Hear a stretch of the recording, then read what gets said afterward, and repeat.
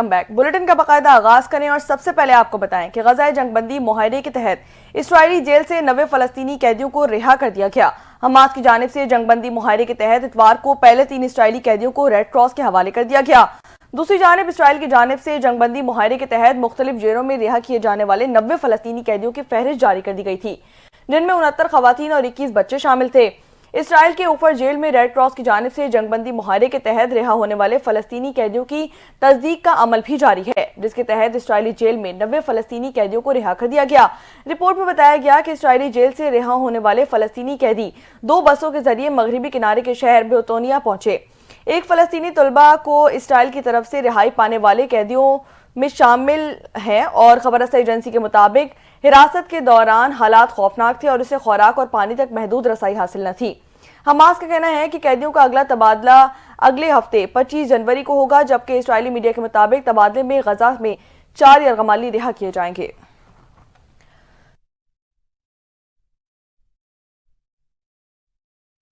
امریکی صدر Joe Biden نے کہا ہے کہ اسرائیل اور حماس کے درمیان جنگ بندی کے نفاذ کے بعد آج غزہ میں بندوقیں خاموش ہو گئی ہیں۔ جو بائیڈن اپنی صدارت کے آخری دن جنوبی کیرولائنا کے دورے کے دوران خطاب میں کہا کہ اسرائیل اور حماس کے درمیان جنگ بندی کا خیر مقدم کرتے ہیں۔ جنگ بندی معاہدے کے پہلے مرحلے میں فلسطینی اپنے علاقوں میں اپنے گھروں کو لوٹ سکیں گے اور غزہ کی پٹی پر انسانی امداد کی فراہمی بڑھائی جائے گی۔ جو بائیڈن نے غزہ جنگ بندی معاہدے کو امریکہ کا مسلسل اور انتھک سفارتکاری کا نتیجہ قرار دے دیا۔ انہوں نے کہا کہ غزہ جنگ بندی کے لیے میری ٹیم اور ڈونلڈ ٹرمپ نے مل کر کام کیا۔ جنگ بندی ڈیل میری انتظامیہ کے تحت تیار کی گئی ہے۔ بائیڈن نے مزید کہا کہ یہ معاہدہ غزہ میں لڑائی کو روک دے گا، فلسطینی شہریوں کو ضروری انسانی امداد فراہم کی جائے گی اور یرغمالیوں کو 15 ماہ سے زیادہ عرصے کے بعد ان کے خاندانوں سے دوبارہ ملوایا جائے گا۔ صدر جو بائیڈن کا مزید کہنا تھا کہ اگلے مرحلے میں امریکی یرغمالیوں کی رہائی شامل ہوگی۔ معاہدے کی شرائط ٹرمپ کی ٹیم کے ذریعے نفاذ کی جائیں گی۔ لبنان میں جنگ بندی اور ایران کے کمزور ہونے کے بعد حماس پر دباؤ تھا۔ بدلتی ہوئی صورتحال کے پیش نظر حماس کو جنگ بندی کے لیے مجبور کیا گیا۔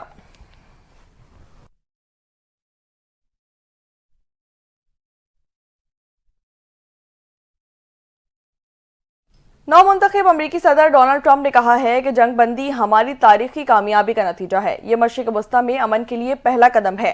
ڈونلڈ ٹرمپ نے واشنگٹن میں حامیوں سے خطاب کرتے ہوئے کہا کہ ہم سرحد سے دراندازی کو روکیں گے۔ فوج کو Iron Dome missile defence shield تعمیل کرنے کا حکم بھی دیا جائے گا۔ فوج میں موجود کمزوریوں کو ختم کریں گے۔ ٹرمپ نے سابق امریکی صدر جان ایف کینیڈی کے قتل کیس کا ریکارڈ جاری کرنے کا وعدہ کرتے ہوئے کہا کہ بیرٹ ایف کینیڈی اور مارٹن لوتھر کنگ جونیئر قتل سے متعلق ریکارڈ جاری کریں گے، جبکہ عوامی دلچسپی کے حامل دیگر دستاویزات بھی جاری کیے جائیں گے۔ انہوں نے کہا کہ ٹک ٹاک کو بچانے کی ضرورت ہے۔ امریکہ کو ٹک ٹاک کی نصف ملکیت حاصل کرنی چاہیے۔ ٹک ٹاک کی مارکیٹ کیپٹلائزیشنز کھربوں ڈالر تک پہنچ سکتی ہیں۔ بڑے اے آئی پلانٹس کی اجازت کے لیے ایمرجنسی اختیارات استعمال کیے جائیں گے۔ ایلان مسک بھی اسٹیج پر موجود تھے۔ انہوں نے شرکاء سے مختصر خطاب کرتے ہوئے کہا کہ یہ کامیابی در حقیقت شروعات ہے، آگے بڑھنا اہم بات ہے کیونکہ اہم تبدیلیاں کرنی ہیں۔ ان تبدیلیوں کو مضبوط کرنا ہے تاکہ امریکہ کے لیے صدیوں تک مضبوط رہنے کی بنیاد ڈالی جا سکے۔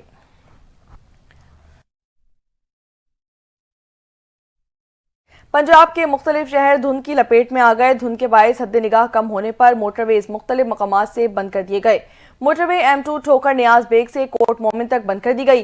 موٹر وے M4 پر پنڈی بھٹیاں سے عبدالحکیم انٹرچینج تک ٹریفک کے لیے انٹری بند کر دی گئی۔ موٹر وے M5 پر ظاہر پیر سے شیر شاہ تک ٹریفک کا داخلہ ممنوع قرار دے دیا گیا۔ قومی شاہراہوں پر بھی حد نگاہ کم ہونے سے ٹریفک کی روانی شدید متاثر ہو گئی۔ ترجمان موٹر وے پولیس کے مطابق ان احتیاطی تدابیر کا مقصد عوام کی حفاظت اور محفوظ سفر کو یقینی بنانا ہے، کیونکہ دھند میں لین کی خلاف ورزی حادثات کا سبب بن سکتی ہے۔ ڈرائیور سے درخواست ہے کہ وہ دھند میں لین ڈسپلن کو یقینی بنائیں اور زیادہ سے زیادہ دن کے اوقات میں سفر کریں۔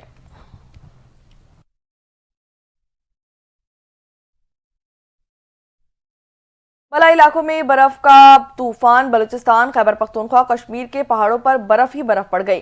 مستونگ، کوئٹہ زیارت میں برف سے ڈھک گئی ہے۔ وادی نیلم میں شدید برف باری ہوئی۔ گریس ویلی کی مین شاہراہ سمیت متعدد رابطہ سڑکیں بھی بند ہو گئیں۔ اس دور کے بالائی علاقوں میں کئی انچ برف پڑ گئی۔ کالام اور مالم جبہ کے پہاڑوں پر برف کا نیا سلسلہ شروع ہو گیا۔ بالائی علاقوں میں غضب کی ٹھنڈ پڑنے لگی۔ لیہ میں درجہ حرارت -9، گوفس میں -6 ڈگری سینٹی گریڈ ریکارڈ کیا گیا۔ اسکردو اور مالم جبہ میں پارہ -4 کو چھو گیا۔ اس دور ہنزا اور پارہ چنار میں درجہ حرارت -3 ڈگری سینٹی گریڈ ریکارڈ کیا گیا۔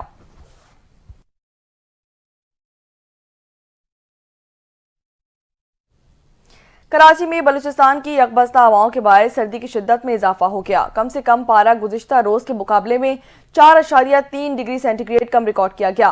پارہ 9 ڈگری تک گرنے کا امکان ظاہر کیا گیا ہے۔ کل تیز ہوائیں بھی چل سکتی ہیں۔ محکمہ موسمیات نے کراچی میں 24 جنوری سے سردی کی شدت میں مزید اضافے کا امکان ظاہر کر دیا۔ سرد ہوائیں چلنے کے سبب سردی کی شدت اصل درجہ حرارت سے زیادہ محسوس کی گئی۔ اتوار کی صبح دھند چھانے کی وجہ سے حد نگاہ 6 کلومیٹر سے کم ہو کر 2.5 کلومیٹر ریکارڈ کی گئی۔ موسم خشک، راتیں خنک اور رہنے کا امکان ظاہر کیا گیا ہے۔ منگل کو شہر میں معمول سے تیز ہوائیں چل سکتی ہیں اور ہواؤں کی زیادہ سے زیادہ رفتار 40 کلومیٹر تک تجاوز کر سکتی ہے۔ تیز ہواؤں کے سبب شہر کا مجموعی درجہ حرارت صبح اور شام گرنے کا امکان ہے۔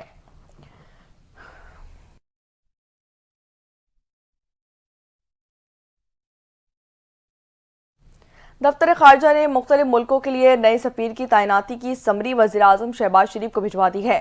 سمری کے مطابق رحیم حیات قریشی کے برسلز میں پاکستانی سفیر اور سفیر برائے یورپی یونین تعیناتی کی تجویز دے دی گئی۔ سمری میں زاہد حفیظ چودھری کی انڈونیشیا میں پاکستان کا نیا سفیر تعینات کرنے کی تجویز دی گئی ہے۔ سمری کے مطابق عبدالحکیم بھٹا جاپان اور معظم شاہ جنوبی کوریا، ملک فاروق جنوبی افریقہ، عادل گیلانی مراکش اور سید حیدر شاہ کو نیدرلینڈ میں پاکستان کا سفیر تعینات کرنے کی تجویز دے دی گئی ہے۔ اس کے علاوہ عادل شوکت مصر، مرغوب سلیم بٹ سوئٹزرلینڈ اور شہریار اکبر کو چیک ریپبلک میں سفیر تعینات کرنے کی تجویز دی گئی ہے۔ دفتر خارجہ کے مطابق سمری کی منظوری وزیراعظم شہباز شریف کریں گے۔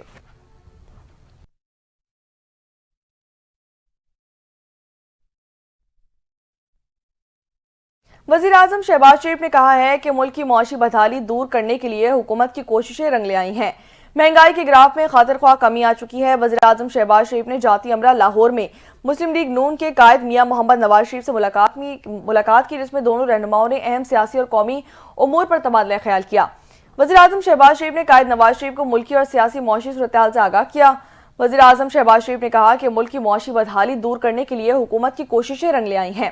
مہنگائی کے گراف میں خاطر خواہ کمی آ چکی ہے۔ مسلم لیگ نون کے صدر نے مہنگائی میں کمی اور عوام کو ریلیف دینے کے لیے حکومتی اقدامات پر اطمینان کا اظہار کیا۔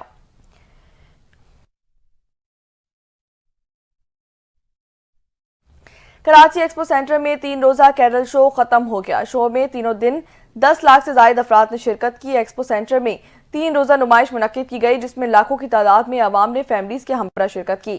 اس نمائش میں مویشی اور پرندوں کی متعدد نسلیں موجود تھیں، جن سے لوگ جہاں محظوظ ہوئے اور وہیں ان کو برانڈنگ کی معلومات بھی فراہم کی گئی۔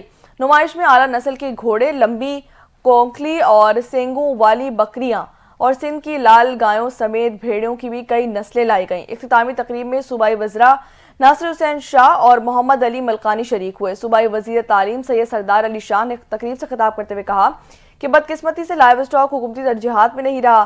ریڈ سندھی گائے 6000 سال سے بریڈ ہمارے پاس ہے، لیکن ان کو پرائیویٹ برانڈ سے بچایا گیا ہے۔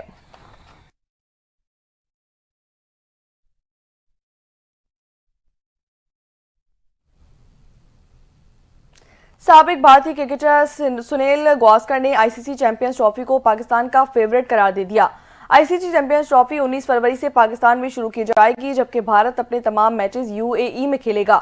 سابق بھارتی کرکٹر سنیل نے کہا کہ پاکستان کو اپنے میدانوں پر کھیلنے کا بڑا فائدہ حاصل ہوگا۔ ایک انٹرویو کے دوران سنیل نے کہا کہ اس ٹورنامنٹ کے لیے میزبان ٹیم پاکستان کو فیورٹ قرار دیا جانا چاہیے، کیونکہ کسی بھی ٹیم کو ان کے اپنے